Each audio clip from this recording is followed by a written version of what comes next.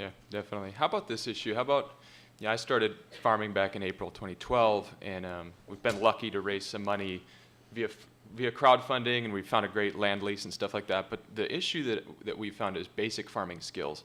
I grew up in the city. I didn't really have background in this stuff. You can read as many books as you want, but until you've actually done it, you don't really know what you're doing. So could either of you two guys, I think, talk on that? Yeah, in agriculture, I'm talking about growing fruits and vegetables. I've lost more money than I care to even mention because I've missed plant dates by a week. And this is very serious stuff. Each region, you're taking this amazing seed and it's going to do these incredible things, but you have to put it precisely in this environment to succeed and do very well.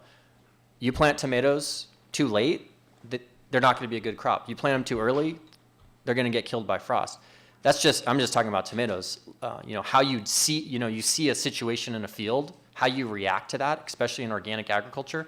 You have, 1 day to make the right decision. And like I mentioned when I was talking, I chatted with a farmer friend of mine who's a very large grower, and he's telling me, he's like, in this business, it takes 5 years of being out there every day just to get to a point where you can claim that you kind of know what's going on. Right? And year 5. So you're like looking back at, I keep journals of all the stupid mistakes I've made, and I always tell my wife, oh, I'm tired of learning these lessons. It's getting so tiring. But that's the reality of farming, and there's no, and really, that's a knowledge that exists, and universities should make that available to people in practice. And I think Cal Poly is very good with the learn by doing philosophy of being practical. But UC Davis has hundreds, another land grant university has hundreds and hundreds of acres. And, you drive around and I look at this farmland and I'm like, what is going on? They got the shop, they got the tractors, they got the land, they got the water. It's just sitting there. And when you ask them, hey, why don't we grow fruits and vegetables here? There's a political response to it. Or one little farmer complains, you guys are trying to put me out of business, and it stops. And I think there's a real disconnect between the complexity of this information about farming, and we all have it and making it available, and it's being put into the hands of these large businesses who don't really have a benefit in giving it out, right? Like why would a company in Salina say, hey guys, you're getting into farming, that's cool. Here's my 10-year historic days to harvest information. Here's how much it costs. Here's what you can expect to yield. And by the way, this is how to grow it. Like there's no benefit for them to do that. But we need to get that information out. And even with that information, there's still a tough row to hoe. I would just add, Sustainable Farming Association is a nonprofit that has 9 regional chapters throughout Minnesota, and we're expanding into our neighboring states and throughout the Midwest.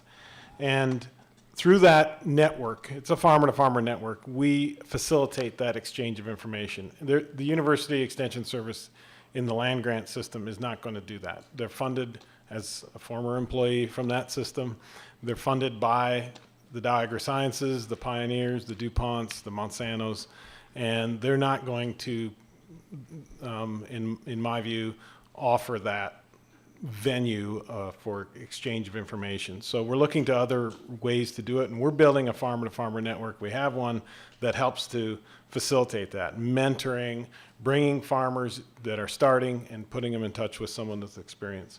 Another thing that we're doing, we have, to my knowledge, the only study in the country right now being conducted on farms that are 3, 5, 10 years in existence. We're surveying producers. We're looking for farmers to take the survey, and we'll pay you to take it. See me afterwards. But we're looking for information from farmers who have started farming and have had to kind of face the music at some point. Either they've exited farming altogether, or they've made a change. Thad's a good example. Maybe we should talk and you can take the survey, because you made a change. You decided to do this farm fresh to you, and that's what really shifted gears for your whole operation and launched all kinds of new opportunities and new streams of income, new profitability. So that's a great example. So we're trying to collect that information. So we've got some initial results. We'll be publishing the full report in 2014. But what we're finding from our initial results on this is that about 80% of the people we've surveyed have said they started farming to provide a full-time income. And currently, of those surveyed, only 20% are actually getting a full-time income from that. So profitability is probably the number one thing that people are struggling with. Number two would be those who want to get into debt in our area are having a hard time finding, present company notwithstanding. Our local farm services agency folks don't understand sustainable agriculture. So they understand corn, soybeans. They understand, big equipment, large buildings, big grain bins, chemical application equipment. That's what they understand. They don't understand smaller scale, you want to spend money on a greenhouse? I'm not sure exactly how that's going to affect your bottom line. So our local folks struggle making that connection. So we have people who would like to borrow money but can't, and then we have folks that maybe have borrowed too much money, and debt is an issue for them. So our top things that we deal with our constituents are access to land and funding, debt, and then the other thing that's in profitability, and then the other thing is relational issues. Farming is stressful. Farming is fatiguing. It puts stress on families, and sometimes people get into it and maybe one person in the couple or one person in the family is driving that, and everybody's on board initially, and then maybe 2 or 3 years in, or the other person is like, I didn't know it was going to be like this. I don't like this anymore. I want to change.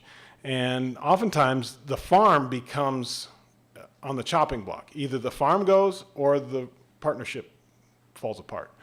And neither one of those is really a good outcome. So those are some of the things that we're facing and trying to affect change in.